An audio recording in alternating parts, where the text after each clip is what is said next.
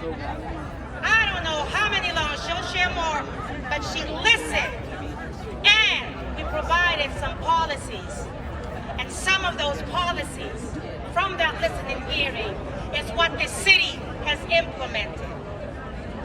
Then, as a United States Congresswoman, she sponsored House Resolution 437, designated November 20th to December 20th as National Survivors of Homicide Victims Awareness Month.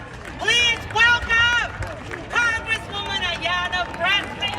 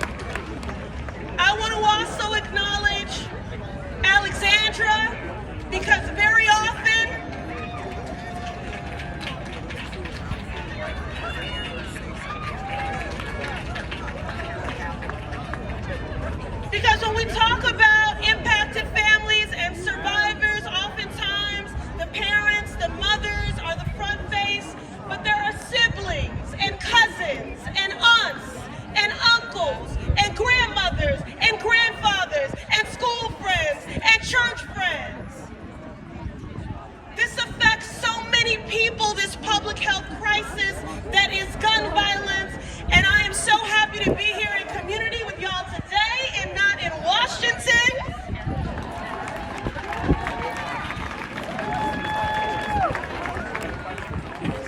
With these people who would rather protect guns than our kids, who don't understand that this is a public health crisis that is facing urban communities, rural communities, suburban communities. That because of gun violence, we have suicide, accidental shootings of children in the home, domestic violence, school shootings, community-based violence. And let me just say this, there is no hierarchy of hurt. So please make sure, when you were talking about the scourge and the public health crisis that is gun violence, that you hold equitable outrage and compassion for all impacted.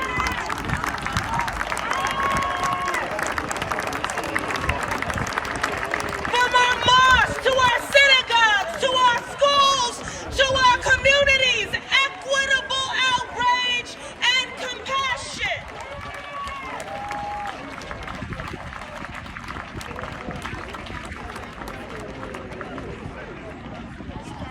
Clementina Cherry, this visionary woman, this woman who practices faith in action. Raise your hand if you're a praying person. I believe in the power of prayer. But as the adage reminds us, when you pray, move your feet. When you pray, move your feet.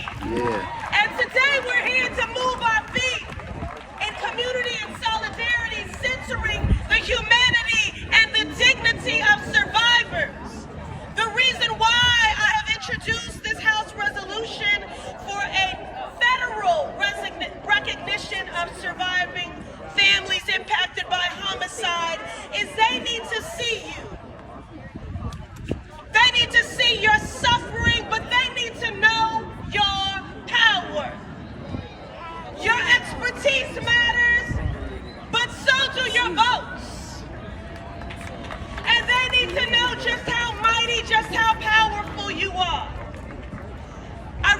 appreciate that Clementina talked about the electeds, and I'm going to tell you why. When I served on the Boston City Council, every time there was a shooting, the media would call every black and brown elected only and say, what are you going to do? As if this problem only belongs to us. When the fact of the matter is, violence is a byproduct of poverty. And so when a shooting happens, I need you to call every elected. And we're not giving any elected a pass because they stood on a stage today. The real work is, what are you doing to disrupt this cycle? We're going to pray for peace. We're going to work for peace. We're going to walk for peace. And we will invest for peace. And you need to demand that.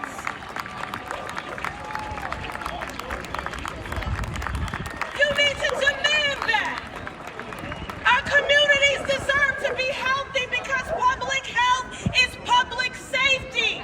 And that begins by disrupting decades of policy violence and acknowledging the budgets that have under-resourced our communities. So hold every elected official accountable.